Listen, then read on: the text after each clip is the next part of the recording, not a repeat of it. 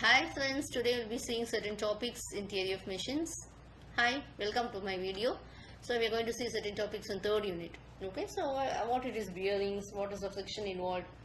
I'll just explain. The force acting along the axis of the shaft, we call it as the thrust. Okay, so the thrust actually, the rotating shaft will be quite frequently subjected to this axial thrust.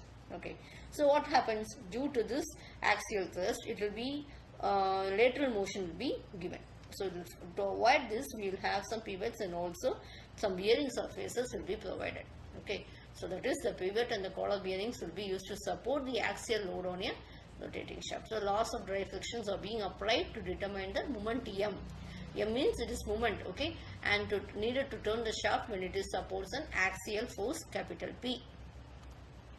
So frictional analysis means, so actually the bearing surfaces provided at any place along the length of shaft, we call it as the collars.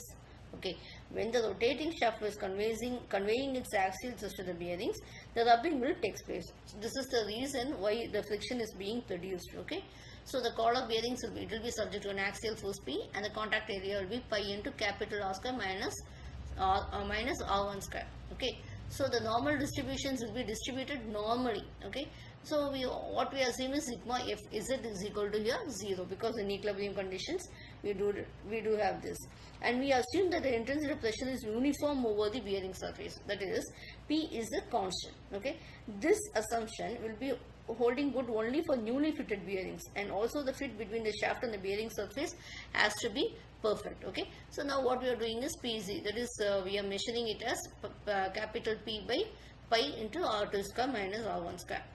Okay, next one, what it is, we take it as in the case of here the journal bearings. What it is actually, when a shaft axis is subjected to this lateral loads, you are using this journal bearing. So this well lubricated journal bearings will be subjected to the laws of fluid mechanism. Okay, if the bearings is not lubricated, in the sense you will have to consider as law of friction. Otherwise, you can go for fluid friction. Okay, and the lateral force is P, means the bearing reactive force, if R will be acting at A, will be equal and opposite to P.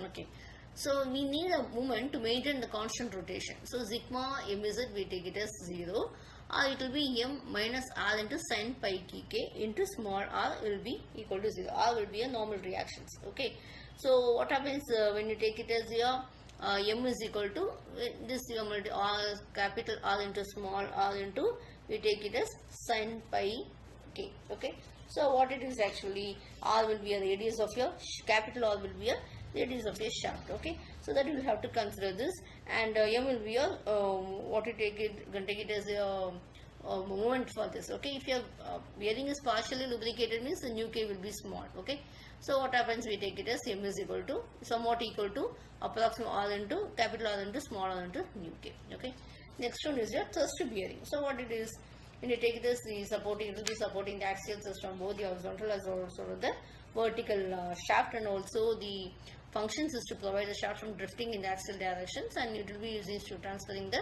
thrust loads. Okay, so vertical thrust bearings will also need to support the weight of the shaft and the components attached to it. So the moving surface will be exerting against a thrust bearing. It may be area at the end of the shaft, or it can be the area of a collar which is being attached at the point of the shaft. Okay, these types of thrust bearings, when you take it as number one will be a plain thrust. Okay, it will have a stationary flat bearing surface, again which the flat end of the rotating shaft is permitted to bear. That's I am showing in the diagram, the axial moment we are having. Okay, next one is flat land type, is this they handle light loads. Okay, they will be used with other types. Okay, they are having 10 to 20%. This I have shown in the diagram. Okay, which formalized oil supply will be provided.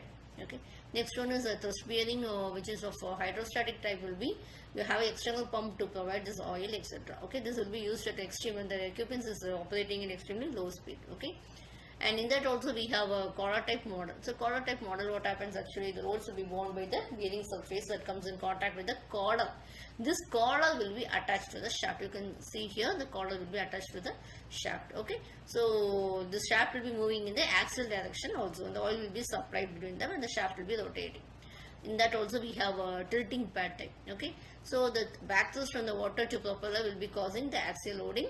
So this axial loading will oppose with the pressure build up in the wedge, etc. So you will have a damping effect. Okay, So this will be passed and this can be used in the ships and other ones. Thank you.